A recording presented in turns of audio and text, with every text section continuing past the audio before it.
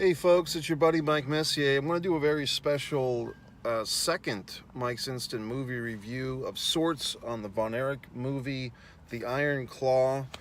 I have seen the film once and I did my first review. I left some things out and there was a good response from the first review. A lot of people agreed with what I said, some people didn't. But there was a few things that I forgot to mention in my first review of The Iron Claw, and I feel that I want to mention them. So first off, the guy that played David, I thought looked the part.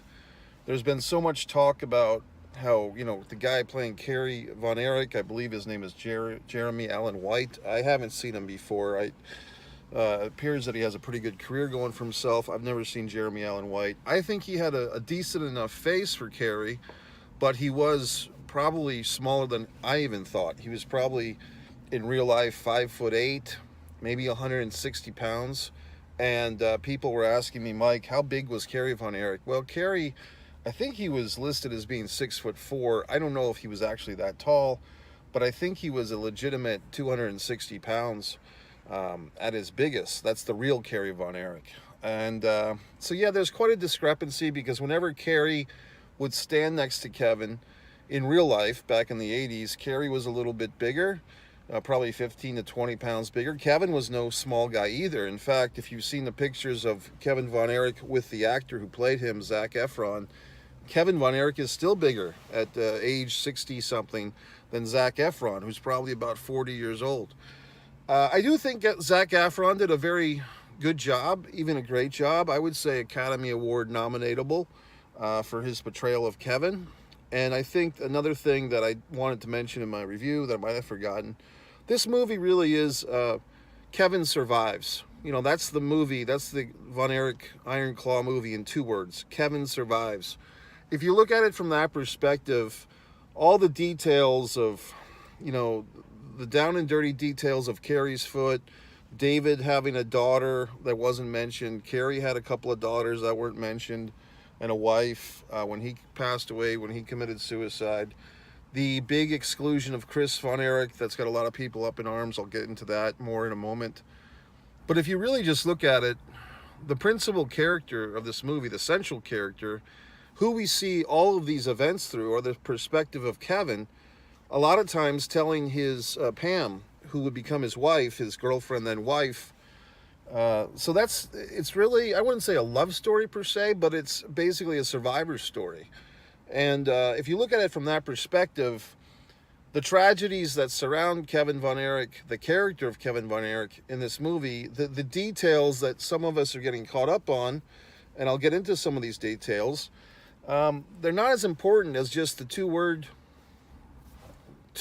fucking summary of this movie, Kevin Survives. If you just remember that Kevin survives, that's what this movie's all about. Another thing, folks, I wonder, there's been a lot of people, even, people that I really have a lot of respect for, people in the wrestling business are very upset that Chris was left out. They find it to be a personal insult, and I totally understand that perspective, and I feel a bit that way myself. However, I do wonder if those people that are critiquing and criticizing the exclusion of Chris have seen this film. And I'm wondering, for all the people that are talking about this movie, it seems like more wrestling fans, at least, are discussing this movie than actually seeing it. It seems like the movie is doing better with non-wrestling fans than wrestling fans. Wrestling fans are they hear, oh, no, Chris Von Erich, blah, blah, blah. Look at Kerry. Look at the guy playing Kerry. He's so small. And they tune out and they don't go see the movie, which I think is a mistake. Another thing that I think I talked about last time is that I do recall being on Actors Access. It's a website for actors to get work. A year and a half ago, wasn't really that long ago, and seeing that they were looking for actors to play some of these characters. Now, I don't know if they were looking for the Von Erichs at the time. I think they might have, I can't remember, it's been a year and a half, but I remember specifically they were looking for a Harley Race and a Ric Flair.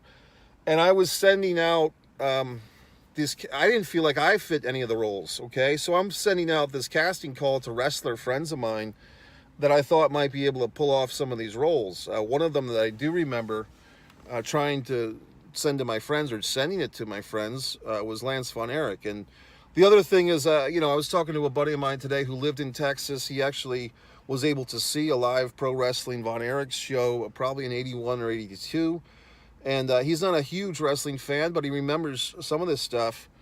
And I'm trying to help him fill in holes of his memory. The thing here, folks, is that a lot of this, like he was asking, well, was Jimmy Garvin in this movie? And I said, no, you know, and like, you know, Gentleman Chris Adams, you know, my pal was asking, is Gentleman Chris Adams in this? No.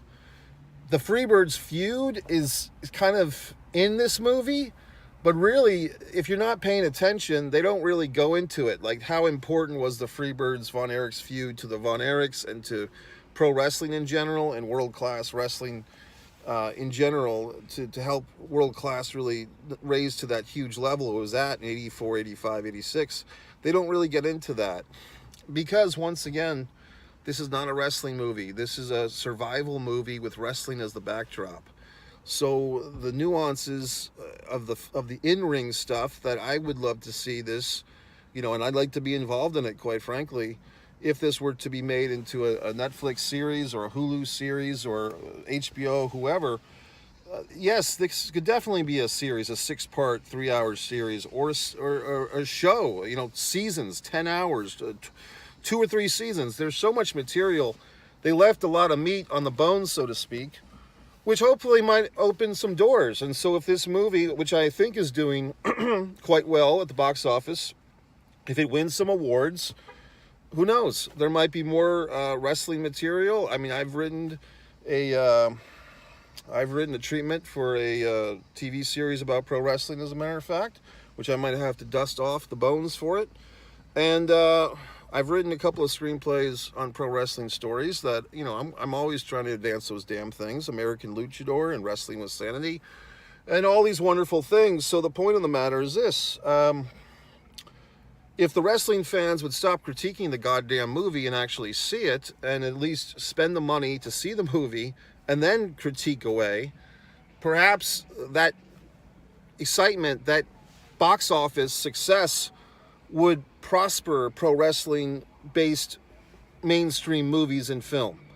Now, do pro wrestling fans think, you know, 2 + 2 = 4? Often they don't.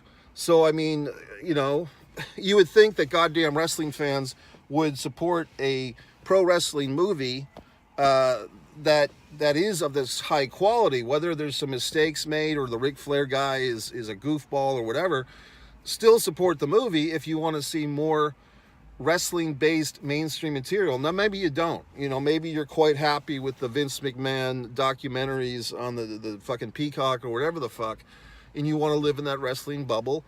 And so forth, and go right ahead. But as far as I'm concerned, I think that this Iron Claw movie is a success. It's an artistic success, and I'm, you know, paid my money to help contribute to make it a financial success. Why do people park next to me? I don't understand it.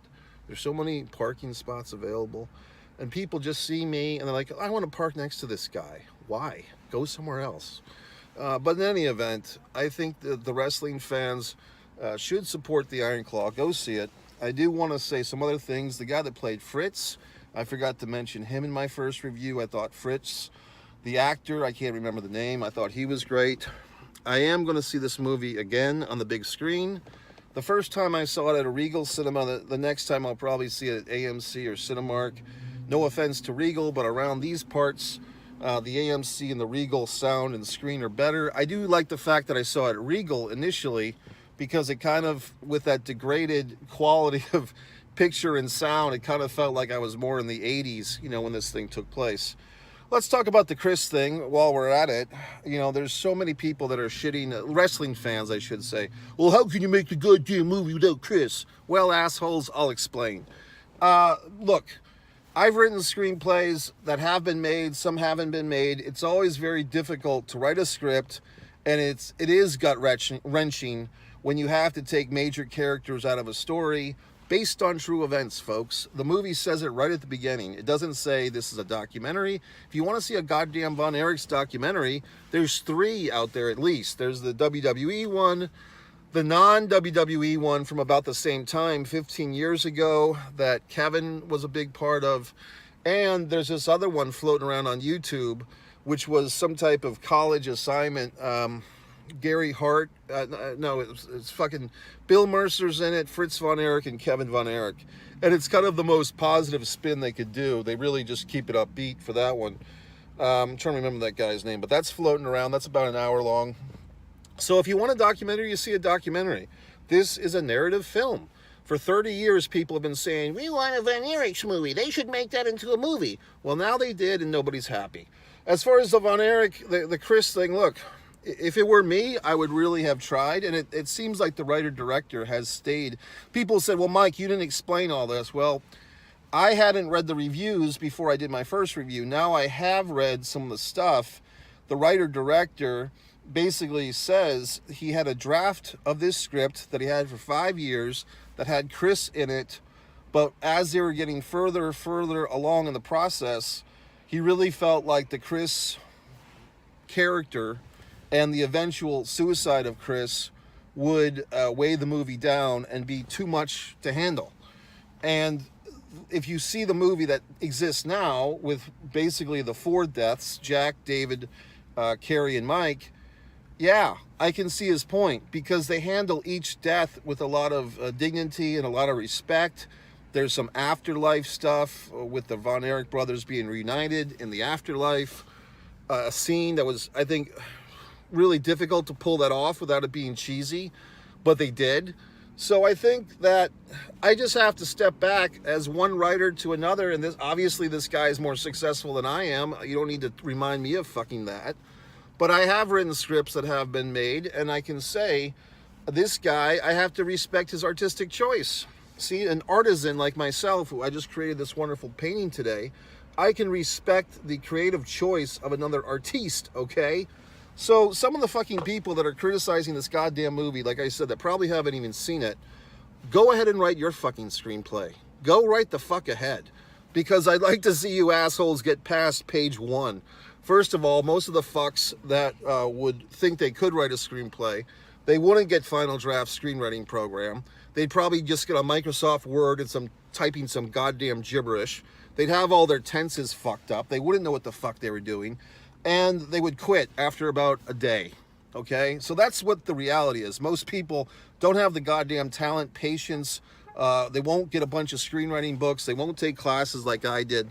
They won't respect the craft of screenwriting. Instead, they'll just go see somebody else's movie and bitch about it. Well, I'll bitch about other people's movies, but at least I'll be fucking intelligent enough to say, hey, I couldn't have made that movie, or I can respect this movie, or whatever the fuck. But if you haven't actually done something, it's quite easy to sit on the goddamn sidelines now, isn't it, and criticize people that actually have done it or have tried to do it. So I'm coming at things, gentlemen, from a person who tries to work as much as I can in the film industry as an actor, acting coach, creator of film festivals, maker of worlds, my goddamn self. So I just don't, it just frustrates me when relatively intelligent people criticize the Iron Claw without having seen it and thinking that they could have done better. And that's another gist of this, what I'm getting at. I think a lot of people, especially the wrestlers or the wrestling fans or the wrestling podcasters, whoever the fucks that post on Facebook criticizing this movie, a lot of them, I believe, quite frankly, wish they were involved in the fucking movie. They are either having that V8 moment, wishing that they had sent in their audition tapes or something for this movie when they were doing the casting call, or they wish that they had the resources or had put the time in to write the script or to somehow be involved, and they didn't. So now they're upset. So now they're bitching. That's how I feel. I just feel that a lot of people critiquing this movie wish they were involved. Maybe they don't wish that they played Kevin or Carrie Von Erich themselves, but they wish that they had something to do with it, because now the train has taken off without them. And hey, like I said, you know, if there was a part that I felt that I was qualified for, I knew about this movie casting. I don't think I could have played Harley Race. That probably would have been the closest if they had a call for Dusty Rhodes or something like that, maybe, or a young Bronco Lubick. But in any event, I'm just happy that the goddamn movie's been made. I think we should all be fucking rejoicing. Yes, it's sad that Chris is not in the goddamn movie. Well, get over it. What the fuck? You know, he'll be in the goddamn series or whatever the fuck. So that's it. I wanted to come at you with these further thoughts. I don't want to forget any goddamn thing.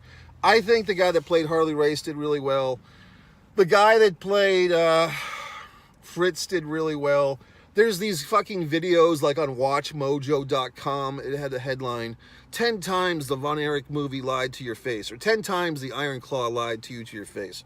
Sorry, folks. Goddamn WatchMojo assholes don't know about professional wrestling like I do. So I'm not going to go and sit there and watch their goddamn video explaining to me what the fucking Von Erich Iron Claw movie is lying to me. And I wrote, I didn't even watch their goddamn video, but I wrote a comment. I guess the idiots behind this video don't know what based on true events means. It means based on true events, not true events to 100% fucking fact. So all these goddamn people that are coming out of the woodwork trying to educate me about this fucking Von Erich tragedies, I know the goddamn story, okay? So there you fucking have it, folks. So what else? Fritz was really good. The mom that played Doris, was it Maura Tierney? She's been around the block for a while. I thought that was interesting. I mean, I think that's one aspect of the Von Erichs' lives that I don't know too much about is Doris and how she fit into things. I believe she and Fritz got divorced towards the end of their lives. You know, what can you say? I mean, I do know that in the movie, and I think I said this, I did say this in my first review, Doris is shown watching Kerry beat Flair at home on television. As far as I know, that show, the first ever David Von Erich Parade of Champions, was not broadcast live in Texas, as far as I know. So it's factually inaccurate because there's pictures of Doris celebrating with Kerry and the rest of the family, Kevin and Fritz, with Kerry at Texas Stadium when he beat Flair, I believe, on May 4th, 1984. May the 4th be with you. I believe that was the date. Was it the 4th or the 5th or the 6th? But in any event, I'm trying to think what else. Like I said, the first time, the fact that they didn't show this kid, the guy playing Kerry, beating Flair was interesting. The guy playing Flair, yes, somebody felt the need to like videotape that illegally, by the way, videotaping the Flair performance in the movie theater on their phone and posting that on Twitter and trying to say what a crock of shit it was. I found out that, who's that pothead comedian? Jim Brewer actually did a really weird Ric Flair impersonation with Will Ferrell and Chris Farley on Saturday Night Live. If you look that up, maybe I'll put that goddamn link in the comments because I taped that little segment. But they had this weird thing where Ric Flair, I think they just used the name Ric Flair as a goof, but Jim Brewer is playing Ric Flair. It was god-awful too. I mean, woo! You know, Ric Flair, I could do my Ric Flair impersonation. I'm not going to bother right now, but I mean, Ric Flair's, it's not that difficult to impersonate Ric Flair. I think what this asshole was trying to do, the guy in the movie, he was trying, like, there was specific Ric Flair in Texas promos that it looks like he was trying to emulate.